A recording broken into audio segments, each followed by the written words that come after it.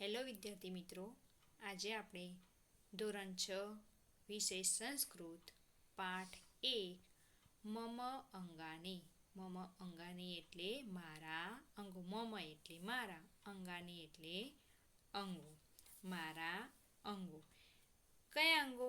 આપણા શરીરના અંગો.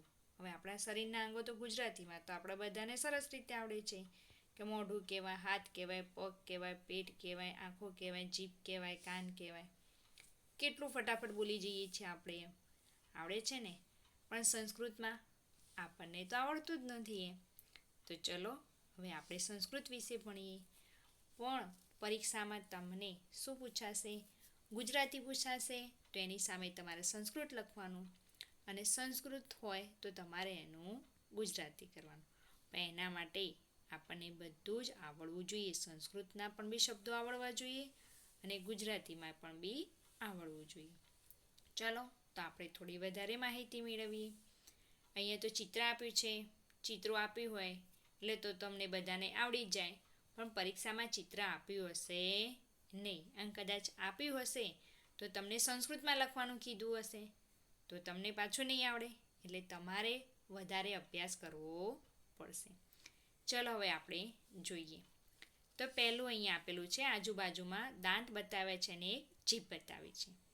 તો ચલો પહેલાં આપણે એ જોઈ લઈશું. દંતાહ. દંતાહ એટલે દાંત. તમારા દાંત છે ને મોંમાં, એ દાંતને શું કહેવાય છે? તો દંતાહ. ઓષ્ટહ. ઓષ્ટ એટલે હોઠ. આપણને ગુજરાતીમાં તો બોલતા આવડે છે ટીચર, આને તો હોઠ કહેવાય, પણ સંસ્કૃતમાં શું બોલાય છે? એને ઓષ્ટ બોલાય. બરાબર. ચલો હવે આ બાજુ બતાવી છે જીભ. તો જીભને શું કહેવાય? જીહ્વા. જીહ્વા એટલે જીભ. ચલો બીજા આપણનું ચિત્ર આપ્યું છે અને ચિત્ર ઉપરથી આપણે જોઈએ. લલાટમ. લલાટમ એટલે કપાળ. કપાળ છે ને તમારું, એને શું કહેવાય? લલાટમ. નેત્રમ. નેત્રમ એટલે આંખો. તમને પરીક્ષામાં પૂછાય આંખોને શું કહેવાય? તો નેત્રમ. નાસિકા. નાસિકા એટલે નાક. તમને પૂછે કે નાક, નાકનો સંસ્કૃત શબ્દનો અર્થ લખો. તો શું લખવાનું તમારે? નાસિકા. મુખમ. મુખમ એટલે મોં. તમને આ બધા શબ્દો આવડતા હશે તો પણ બી તમે લખી શકશો નહીં. એટલે તમારે આ શબ્દો તૈયાર કરવા ખૂબ જ જરૂરી છે. મુખમ એટલે મોં. વક્ષઃ. વક્ષ એટલે છાતી. જે તમારા હૃદયના ધબકારા, ધગ ધગ જે તમને સંભળાય છે તે, એટલે વક્ષઃ. વક્ષ એટલે છાતી. પરીક્ષામાં પૂછાય વક્ષ એટલે તમે તો શું લખીને આવશો? વૃક્ષ. પણ વક્ષ એટલે વૃક્ષ થાય ખરું? વક્ષ એટલે શું થાય? છાતી. ચલો આ બાજુના શબ્દ જોઈએ. કેશાહ. ચલો આ તો તમને આવડે કે આ શબ્દ થોડો હિન્દી જેવો છે. કેશા એટલે વાળ. કર્ણમ. કર્ણમ એટલે કાન, કે જે આપણે સાંભળીએ છીએ તે. ચલો ભાઈ હમણાં પૂછાય કે કાનનો સંસ્કૃત શબ્દનો અર્થ લખો. પણ તમને ગુજરાતીમાં તો ખબર પડે છે કાન, પણ કાનને સંસ્કૃતમાં શું કહેવાય? તો કર્ણમ. ગ્રીવા. ગ્રીવા એટલે ગળું, જે તમારી ડોક છે તે. હસ્ત. હસ્ત એટલે હાથ. આ તો તમારે ગુજરાતીમાં સમાનાર્થી શબ્દ પણ બી આવે છે. હસ્ત એટલે હાથ. ચલો આટલા શબ્દો તો તમને ખબર પડી ગઈ. થોડા વધારે શબ્દો જોઈએ. ઉદરમ. ઉદરમ એટલે પેટ. ઉદરમ એટલે પેટ. કે આપણે સંસ્કૃતમાં પહેલાં સેમમાં હાથીવાળો જે પાઠ આવતું હતું ત્યારે આપણે જોયા તો શબ્દ તમને યાદ હોય તો. ઉદરમ એટલે પેટ. કરતલમ. કરતલમ એટલે હથેળી. તમારી હથેળી છે. કર એટલે હાથ, તલમ એટલે હથેળી. બરાબર. ઉદરમ એટલે પેટ, કરતલમ એટલે હથેળી. પાદહ. પાદહ એટલે પગ. ચરણ. તમે કહેશો ટીચર પાદ એટલે પગ કીધું, ચરણ એટલે પણ બી પગ થાય? ના, ચરણ એટલે પગનો પંજો. આપણે જે નીચે કહેવાય છે ને પગનો પંજો. આપણે તમે જોયું હશે કે ભીની માટી હોય ત્યાં તમે મૂકશો એટલે તમે શું કહેશો, જો મારો પગનો પંજો પડ્યો. એટલે એને શું કહેવાય છે, ચરણ. ચરણ એટલે પગનો પંજો. ચલો બધાને શબ્દોના અર્થો ખબર પડી ગઈ. પરીક્ષામાં પૂછાશે તો બધા સરસ રીતે લખીને આવે એમ, બરાબર ને? અને તમને આવડી પણ બી જાય. ગુજરાતી તો બધાને આવડે છે. તમારે તૈયાર કરવાનું શું છે, ફક્ત ને ફક્ત સંસ્કૃત જ, બરાબર? એટલે નોટબુકમાં આ બધા શબ્દો સંસ્કૃતમાં લખવાના અને ગુજરાતીમાં લખવાના. કેટલી વાર લખશો તો યાદ રહેશે? 3 વાર લખશો એટલે તમને તરત જ યાદ રહી જશે, બરાબર? ચલો હવે આપણે થોડો સ્વાધ્યાય જોઈશું. સ્વાધ્યાયમાં પણ બી આપણને શું આપ્યા છે, ચિત્રો. પરીક્ષામાં આવી રીતે ચિત્રો પણ બી પૂછાય, પણ ઉપર સૂચના શું લખી છે વાંચો. નીચેના ચિત્રોની સામે સંસ્કૃતમાં શબ્દો લખો.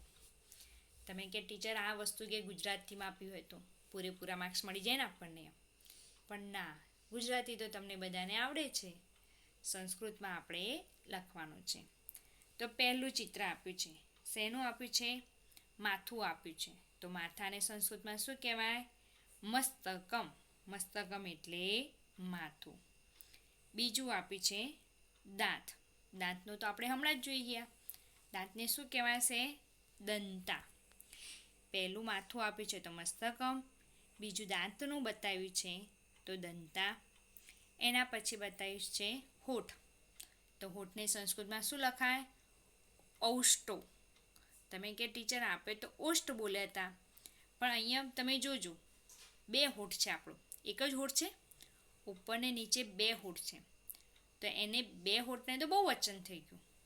તો બહુવચનમાં શું લખાય, ઔષ્ટો.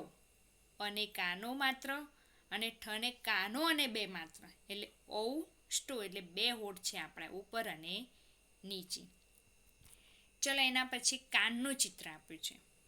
તો કાનને શું કહેવાય છે, આપણે જોઈ ગયા, તમને બતાવ્યા હતા ને ચિત્રો, અને શબ્દોના અર્થ પણ બી મેં તમને કીધા. તો કાનને કહેવાય છે કર્ણમ. આંખ આપ્યું છે તો આંખને શું કહેવાય છે, નેત્રમ.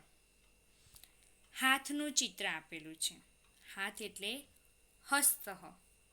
અને પગને આખો પગ બતાવ્યો છે, નીચેનો જ બતાવ્યો છે, તમે જુઓ તમને એમ, એટલે પગને શું કહેવાય છે, ચરણ, બરાબર? આવી રીતે ચિત્રો આપ્યા હશે. ચિત્રોની સામે તમારે સંસ્કૃતમાં અર્થ લખવાના છે, કાં તો તમને એકલું ગુજરાતી આપ્યું છે, એની સામે તમારે સંસ્કૃતમાં અર્થ લખવાના હશે, અને સંસ્કૃત આપ્યું હોય તો ગુજરાતી લખવું પડશે. એટલે આ 3 રીતે પરીક્ષામાં પૂછાય તો તમને આવડવું જોઈએ, પણ એના માટે તમારે 3 વાર નોટબુકમાં શબ્દોના અર્થ લખવા પડે. ચલો પ્રશ્ન નંબર 1 તો બધાને આવડી ગયો, કળકળાટ. હવે આપણે જોઈશું પ્રશ્ન નંબર 2. અહીં વિવિધ અંગોના નામ આપ્યા છે. તેની નીચે આપેલા 3 વિભાગોમાં વર્ગીકરણ કરો અને શુદ્ધ ઉચ્ચારણ સાથે બોલો. અંગોના નામ. હવે વર્ગીકરણ એટલે શું? આ વસ્તુ તો તમે બધું ભણી ગયા છો. તમારા વિજ્ઞાનમાં પણ બી આવે છે ભણવા માટે. તમે ગુજરાતીમાં પણ બી ભણી ગયા છો 5મા ધોરણમાં. વર્ગીકરણ એટલે શું? બધું અલગ પાડવાનું હોય તે. મસ્તકના અંગો, માથાના અંગો, ધડના અંગો અને હાથ પગના અંગો. આ 3 વિભાગમાં ઉપર જે શબ્દો આપે છે ને અંગોના નામ, એ તમારે અલગ લખવાના છે. તો પહેલું આપ્યું છે દંતા.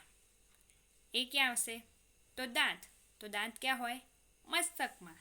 એટલે મસ્તકના અંગોમાં લખવાનું દંતા. ઓષ્ટ. એ પણ બી ક્યાં હોય?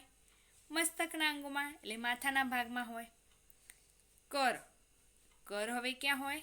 કર એટલે હાથ. તો હાથ ક્યાં હોય? હાથ પગના અંગોમાં. નેત્રમ. પાછું નેત્રમ ક્યાં આવ્યું? મસ્તકના અંગોમાં, જે માથાનો ભાગ હોય ત્યાં, એટલે ત્યાં લખવાનું. વક્ષ. વક્ષ એટલે શું? મેં તમને કીધું હતું, વક્ષ એટલે છાતી. એ ક્યાં આવશે? ધડના અંગોમાં. મુખમ. મુખમ એટલે મોં. તો મોં ક્યાં આવશે? મસ્તકના અંગોમાં. ઉદરમ. ઉદરમ ક્યાં આવશે? મસ્તકના અંગોમાં આવશે. મોઢામાં હોય પેટ, ના હોય. હાથ પગના અંગોમાં પેટ આવશે? ના. તો ધડના અંગોમાં લખવાનું. નાસિકા, નાસિકા એટલે નાક. એ ક્યાં આવશે? મસ્તકના અંગોમાં એમ. ચરણ, ચરણ ક્યાં આવશે? હાથ પગના અંગમાં લખવાનું છે. અને જીહા, જીહા ક્યાં લખવાનું? મસ્તકના અંગોમાં. ચલો હવે તમને આટલું બધું તો આવડી જ ગયું સરસ રીતે. તમારી નોટબુકમાં આપણે જે પહેલાં શબ્દાર્થ જોયા તે 3 વાર લખવાના છે. આપણે સ્વાધ્યાય જોયો પ્રશ્ન નંબર 1 જે ચિત્રો આપ્યા હતા ચિત્રોની સામે આપણે સંસ્કૃત લખવાનું હતું એ પણ બી તમારી નોટબુકમાં લખવાનું છે. અને પ્રશ્ન નંબર 2 જે વર્ગીકરણ કરવાનું છે એ પણ બી મેં તમને સમજાવ્યું. હવે આટલું તમને બધાને સરળ રીતે આવડી જાય, બરાબર ને? ફક્ત 3 વાર શું લખવાનું છે? શબ્દોના અર્થ. બાકી સ્વાધ્યાયમાં પ્રશ્ન નંબર 1 અને પ્રશ્ન નંબર 2 એ તો તમારે એક જ વાર લખવાનો છે. હવે તમે એમ કહેશો ટીચર સ્વાધ્યાયમાં પ્રશ્ન નંબર 1 આપ્યો છે એનું અમારે કેવી રીતે લખવું? તેના ચિત્રો તમારે દોરવાના નોટબુકમાં અને એની સામે તમારે સંસ્કૃતમાં અર્થ લખવાના, બરાબર ને? એટલે આટલું તમારે નોટબુકમાં સુંદર અક્ષરે લખવાનું છે. પાઠ 2 આપણે નેક્સ્ટ વિડીયોમાં જોઈશું. Thank you.